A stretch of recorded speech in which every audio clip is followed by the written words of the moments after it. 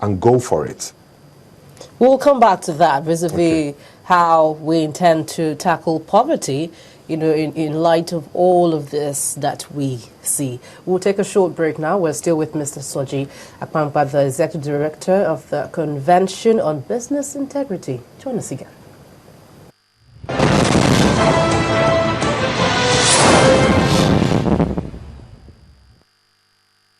One of the challenges facing Neiti today is on the implementation of remedial issues, the issues that are flagged as needing corrective actions by the Neiti audit reports. Although we have in place a comprehensive remediation plan, we are concerned that it is not enough to turn out reports whose findings and recommendations are not implemented.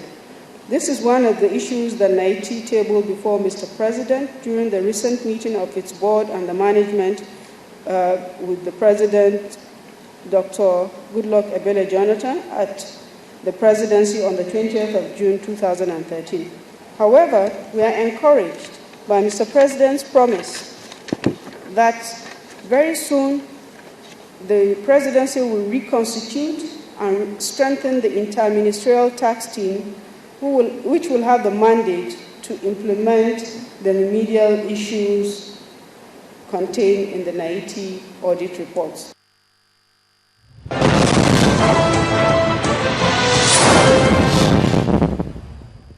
All right, welcome back. We're still with our guest, Mr. Soji Akpamkpa. Welcomed once again. We're still on the issue of the audit report from Neiti on the oil and gas industry. Now, this, we know, is in every way deepening our socioeconomic problems. And so we're now wondering, how do we now intend to fight poverty, reduce poverty in the way we always speak about? You mentioned earlier that you do not think in any way that the presidency is doing much in terms of corruption. So now we're saying, what is the way out? Do you think Neiti, who has said that they will make sure the monies are remitted, do you think they're simply barking or they're biting in any way? For you to be able to bite, you have to have teeth. And I think you also have to have teeth that are sharp. So, in all honesty, I think Neiti has been working very hard. I think they've done an excellent job to even come out with the audit. But I think that what will give and sharpen the teeth that Neiti has is a groundswell of public opinion that aligns itself with the recommendations of the report. And not a fleeting engagement with the report, but a sustained campaign to spark off a national debate over the use and management of our common pool resources, for example, our oil and gas. Except ordinary people and different groups in society bring what little power they have and add it to Neiti's, so that it does show that there is a balance of power behind what is being said, then it would just be barking. It would just be barking, except they can match that with sufficient political power to make anybody listen. So if I can sit here and say, oh, we'll make sure NNPC reports and replies Neiti, what power do I have on my own? Except I do something to increase the leverage I have, it's just empty words. I'm speaking to myself in that case. So I think that the blame shouldn't be placed on Neiti. Instead, people should join hands together to support Neiti. It's very difficult for the same government to be against itself. It depends on where the balance of interests lie within the government for them to decide what they will respond to and what they will refrain from responding to. That's why I say the balance of power is in the hands of the ordinary people. I think in January 2012, it was very clear that the intentions of the government were to do a certain thing with the subsidy payments. But when the people weighed in with their own power, well, we got some kind of a balance, even if it wasn't what those who were behind the campaign wanted, but at least there was a listening. And there was enough power to get some kind of discussion going. And I think at the end of the day, the earlier the people understand that they have to weigh in and decide where they want the country to go, the earlier we will find a new direction in our governance. We should take a leaf from countries like Egypt, who have taken it to the extreme and have started to damage the fabric of their society. We should take a leaf from Syria and see that it's not also all about protest. It's about, if the government is wise, providing the institutional arrangements for this kind of dialogue to begin in a more controlled environment where there is true listening.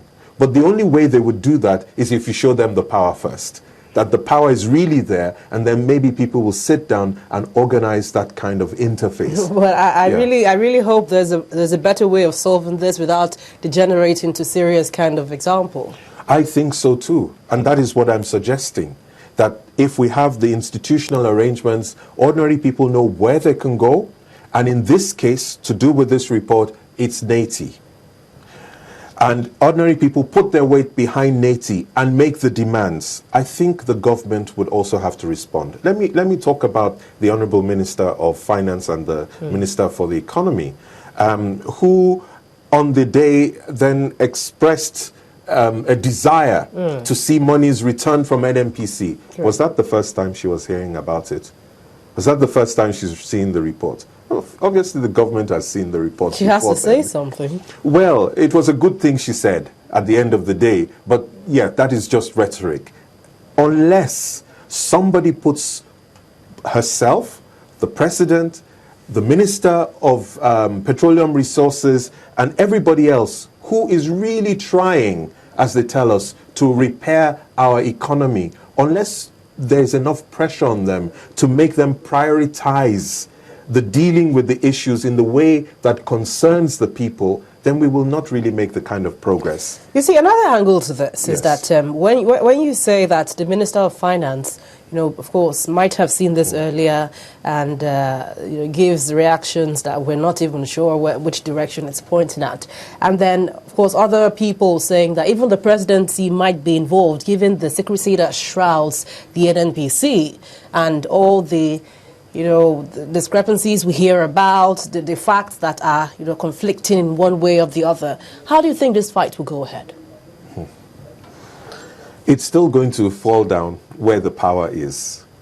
The report highlights $600 million being paid from NNPC to the army or to the military to provide security in the Niger Delta in the period.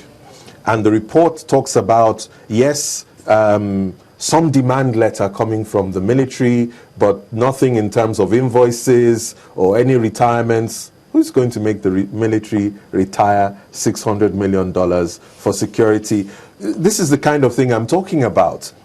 That unless somehow we have a larger discussion about priorities and what we spend our money on and how we structure that spending and how we manage the money that's coming in, we will just be chasing these shadows and clutching at straws. So you're talking about what sort of debate, a national debate or what? We have to have a more structured debate about where our use and management of oil is going.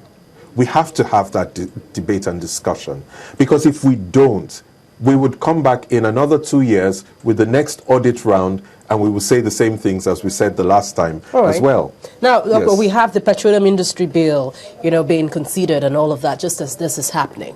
What are you recommending? I'm recommending that we should take certain aspects of the bill but reject some other aspects. Like? The aspects that give the Minister of Petroleum draconian powers, enormous powers. I think that should be toned down. That scares you? Oh, yes. That scares me. I don't think that the minister should be the one to determine who gets to pay for gas flaring and who doesn't get to pay for gas flaring, because the kind of corruption that goes on in Nigeria is the kind where we can use our signature or position or something as a bottleneck. And then people queue up outside our door and then we can create our own toll gate. We are creating a problem even for the minister by allowing that to go ahead. That shouldn't happen. And there are many examples like that. But the dangerous one, which looks like the helpful one, is actually on the community responsibility for infrastructure that goes through their land or their area. That a community will be penalized for damages done to infrastructure within their community. So what happens? I'm a rival community. I don't like what that other community is benefiting. I arrange to destroy it so that I can create problems for the other community.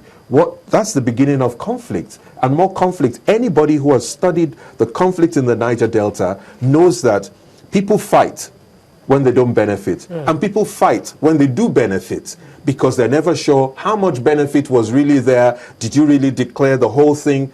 It's so conflict prone, and then you want to enshrine that in a bill. It doesn't make sense. Well, we'll have to wrap it up there. Of course, we will continue other discussions, and I'm sure we'll get a response on this. The Executive Director, Convention on Business Integrity, Mr. Soji Akpangba, thank you for coming on Dateline Abuja. Thank you. Thank you very much. Thank you very much.